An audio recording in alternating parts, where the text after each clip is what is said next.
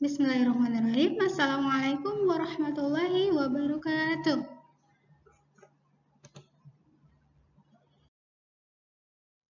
Apa kabarnya Solihah? Semoga Solihah semua tetap dalam keadaan sehat walafiat dan selalu dalam lindungan Allah Subhanahu wa taala. Amin. Dan gak bosan-bosan, Ustazah mengingatkan kepada Solihah untuk tetap semangat belajarnya meskipun dari rumah. Nah, kalau misalnya ada materi yang masih belum dipahami atau masih bingung, boleh silakan langsung tanyakan ke Ustazah, boleh nelpon. Nah, karena sebentar lagi kita juga beberapa bulan lagi itu akan melaksanakan ujian kenaikan kelas. Jadi dari sekarang Solihah harus semangat lagi ya belajarnya dan tugas-tugasnya dikerjakan karena nilai tugas nantinya juga akan mempengaruhi nilai rapot karena nanti yang dimasukkan itu rata-rata dari semua tugas PH dan juga hasil ujian UKK-nya. Nah, untuk itu saya berpesan, Solihah harus tetap semangat belajarnya. Jika ada yang nggak ngerti, tanyakan ke Ustazah. Baik, hari ini kita masih melanjutkan tema 7 subtema 2, yaitu hari ini kita akan belajar IPS dan juga PPKN. Nah, Pak, kalau pada pertemuan kita sebelumnya kita sudah bahas tentang suku bangsa dan juga bahasa daerah. Nah, hari ini kita belajar tentang rumah adat dan juga pakaian adat yang ada di Indonesia.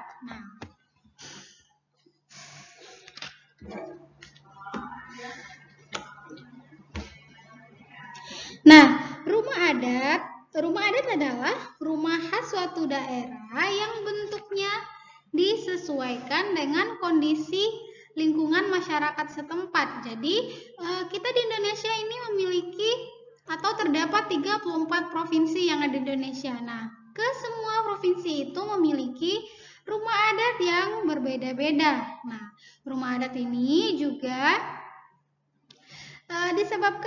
perbedaan rumah adat ini juga disebabkan karena kondisi lingkungan alam yang berbeda-beda dari setiap wilayahnya. Nah, di sini sudah tuliskan di sini ada 34 rumah adat dan jumlah ini sesuai dengan jumlah provinsi yang ada di Indonesia. Nah, Ustazah singgung sedikit tentang provinsi yang ada di Indonesia.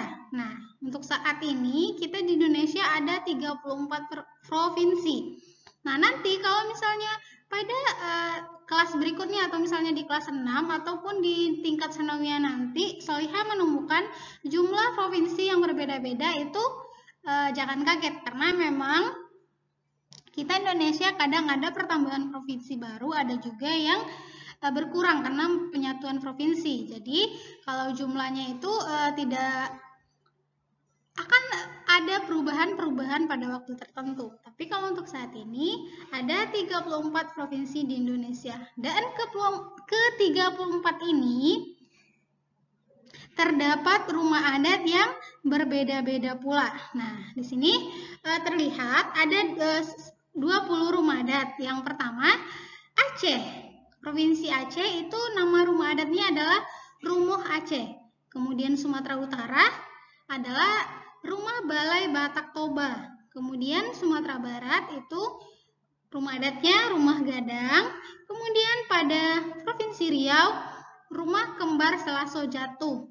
Kemudian Kepulauan Riau, Rumah Belah Bubung.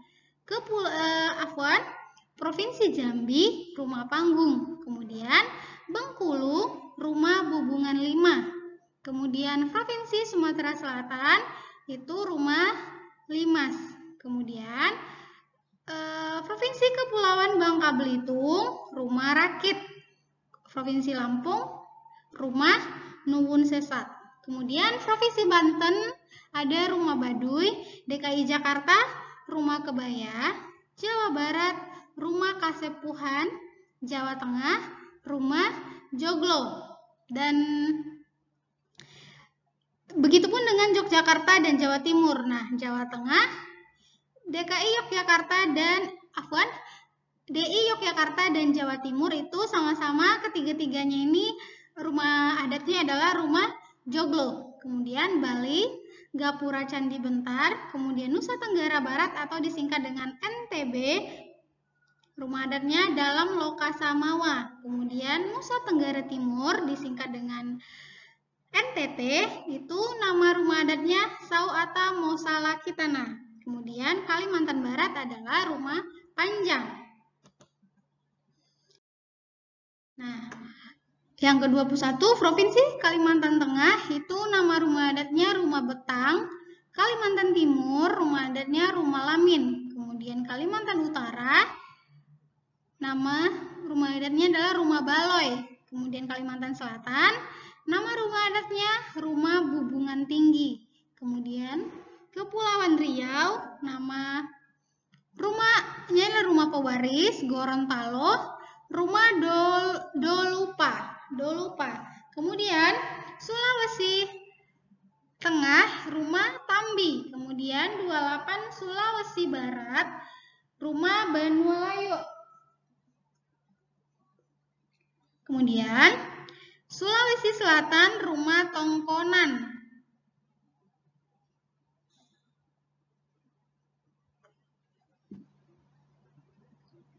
Selanjutnya Sulawesi Tenggara, Rumah Kesultanan Buton.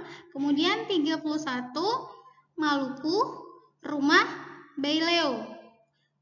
Kemudian Provinsi Maluku Utara, Rumah Sasadu. Kemudian antara Papua Barat dan Papua itu memiliki rumah adat yang sama, yaitu adalah Rumah Honai. Nah, dari kesemua rumah adat ini, masing-masing rumah adat itu memiliki keunikan masing-masing yang mana keunikan tersebut itu bukan tanpa alasan, akan tetapi dia memiliki makna tersendiri kenapa bentuknya bisa seperti itu. Nah, ini adalah beberapa keunikan rumah adat yang ada di Indonesia. Yang pertama adalah ini adalah merupakan gambar dari rumah Balai Batak Toba yang asal provinsinya adalah Sumatera Utara. Nah, apa keunikan dari rumah ini? Rumah ini dibuat menyerupai kerbau.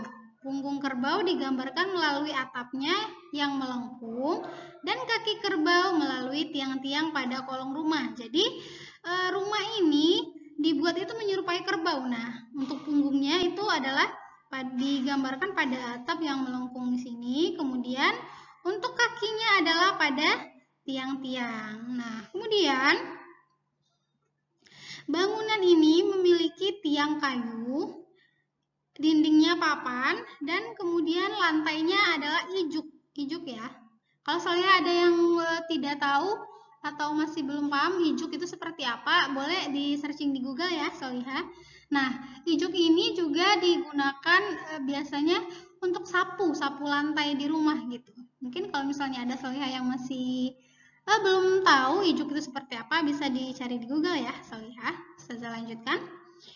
Nah, di dalam rumah ini biasanya terdapat ukiran berwarna merah, putih, dan hitam, yang mana merupakan warna tersebut adalah warna khas dari masyarakat suku Batak. Nah, itulah yang merupakan keunikan dari rumah adat Balai Batak Toba yang berasal dari Provinsi Sumatera Utara. Selanjutnya ada rumah joglo. Nah, ini seperti ini bentuknya. Rumah joglo ini merupakan, apa tadi saya bilang, ada 3 provinsi yang rumah adatnya merupakan rumah joglo, yaitu Jawa Tengah, Jawa Timur, dan Yogyakarta. Nah, apa keunikan dari rumah adat ini? Rumah adat ini terdiri atas pendopo. Nah, di sini bagian luar ini pendopo, kemudian ada peringgitan dan omah dalam. Setiap bagian rumah tersebut memiliki fungsi yang berbeda-beda. Nah, bangunan rumah ini terbuat dari kayu yang berbentuk persegi panjang dan memiliki teras luas tanpa sekat di bagian depan. Nah, ini terasnya luas sekali pada bagian depan tapi tidak memiliki sekat. Nah, Tiang bangunannya disebut Sokoguru, dan juga rumah joglo ini memerlukan lahan yang luas untuk memuat banyak tamu, karena kita terkelihatan di sini ya, lihat di rumah joglo ini terasnya sangat luas, jadi dia juga memerlukan lahan yang luas untuk membangun rumah ini. Nah, kenapa terasnya luas? Karena itu diperlukan untuk memuat banyaknya tamu, seperti itu. Nah, itu merupakan keunikan dari rumah adat rumah joglo. Selanjutnya ada rumah panjang. Nah, seperti ini bentuknya. Ada rumah panjang yang berasal dari Kalimantan Barat. Nah, rumah ini memiliki keunikan. Dia berbeda dari yang lain, yaitu rumah panggung. Maksudnya rumah panggung itu adalah rumah yang tinggi gitu ya, soalnya dia cenderung memiliki tiang-tiang seperti ini. Jadi rumahnya itu tidak langsung dibangun di atas tanah, tetapi dia ada tiang, makanya dinamakan rumah panggung. Rumah panggung yang memiliki tinggi 5-8 meter. Nah, dia tinggi ya, lihat, dan juga panjangnya 180 meter. Nah, dan lebar 30 meter. Nah, sesuai dengan namanya, rumah ini namanya rumah panjang, maka bentuknya atau bangunan rumah ini juga panjang, yaitu 180 meter. Nah, bangunan rumah ini terbuat dari kayu, dan rumah ini dihuni oleh beberapa kepala keluarga. Jadi yang tinggal di rumah ini tidak hanya satu kepala keluarga ya, lihat, tidak seperti kita yang misalnya rumahnya berbeda-beda. Tetapi di satu rumah panjang ini itu bisa dihuni beberapa kepala keluarga karena rumahnya sangat panjang, jadi bisa muat banyak. Nah, maknanya kenapa rumahnya panjang seperti ini adalah maknanya rumah panjang ini menggambarkan sifat kebersamaan dan toleransi antar anggota keluarga. Nah, tujuan didirikannya rumah panjang yaitu untuk melindungi keluarga dari hewan buas dan banjir, karena rumahnya tinggi, jadi bisa melindungi dari banjir, kemudian juga dari hewan buas. Nah, itu merupakan keunikan dari rumah panjang. Selanjutnya ada rumah tongkonan. Nah, seperti ini bentuknya. Nah, rumah tongkonan ini berasal dari Provinsi Sulawesi Selatan. Nah, apa keunikannya? Rumah ini menyerupai perahu dari kerajaan Tiongkok pada zaman dahulu. Nah, bagi masyarakat Sulawesi Selatan, rumah ini merupakan warisan nenek moyang. Nah, apa keunikannya? Rumah ini harus menghadap ke utara. Hal tersebut melambangkan awal kehidupan. Jadi bangunan rumahnya itu harus menghadap ke utara. Dan juga rumah ini terbuat dari kayu, kemudian beratapkan susunan bambu. Jadi atapnya susunan bambu, kemudian yang diikat oleh rotan dan ijuk. Rumah ini juga dilengkapi dengan hiasan tanduk kerbau yang melambangkan tingkat sosial penghuninya. Nah, ini merupakan keunikan dari rumah tongkonan. Rumah selanjutnya adalah rumah Honai, yang mana, nah seperti ini, yang berasal dari Provinsi Papua Barat dan Papua. Nah, dua provinsi ini sama rumah adatnya, yaitu rumah Honai.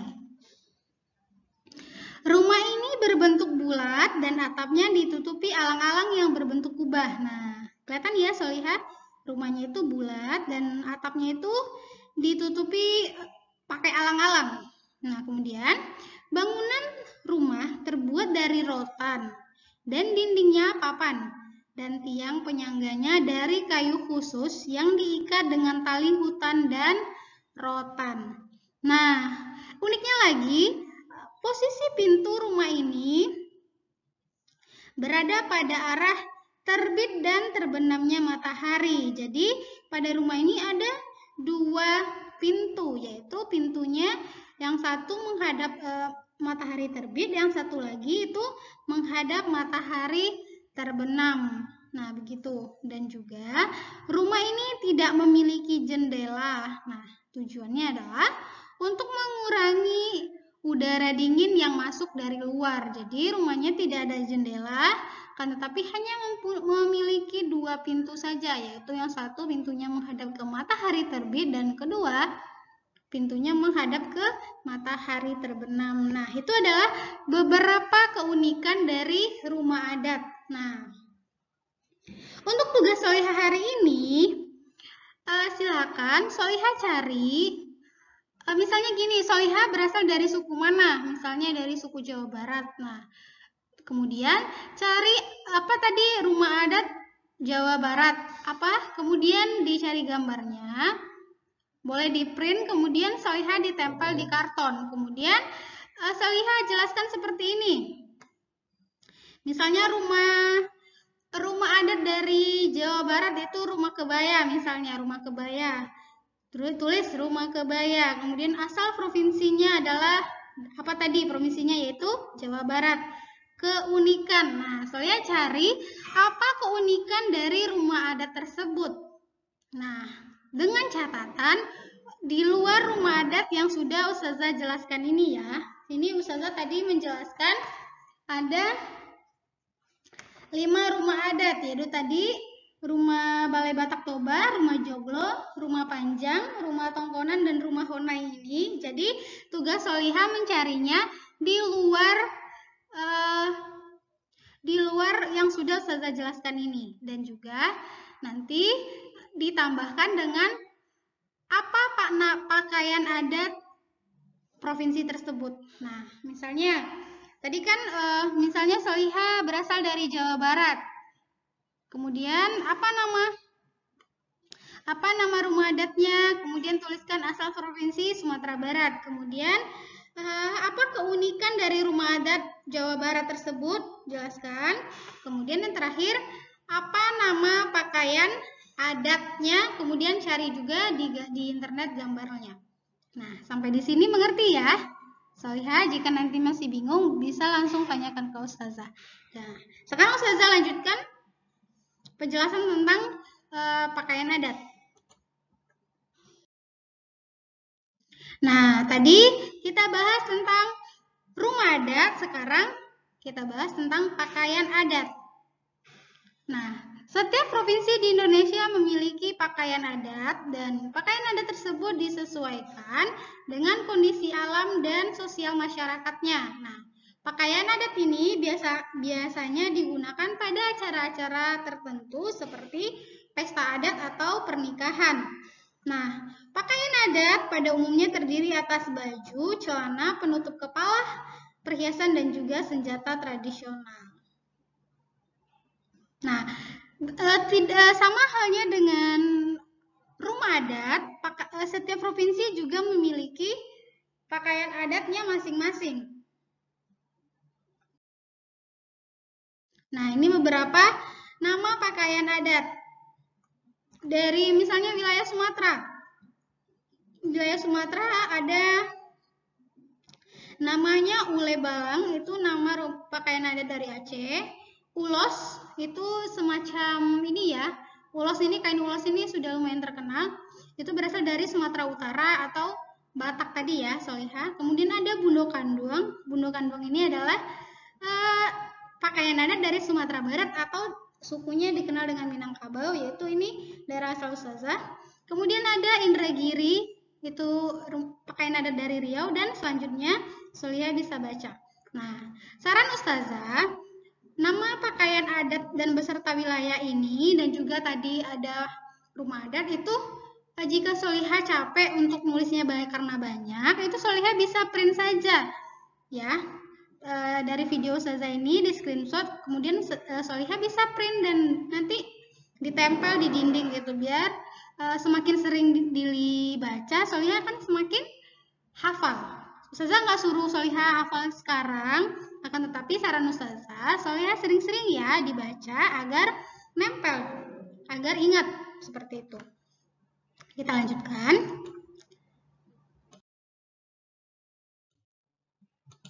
Nah, tadi kita sudah bahas ada keragaman rumah adat dan sekarang kita bahas cara pelestariannya. Nah, karena kita tahu setiap rumah adat itu memiliki makna tersendiri bagi suatu daerah dan itu juga berbeda-beda.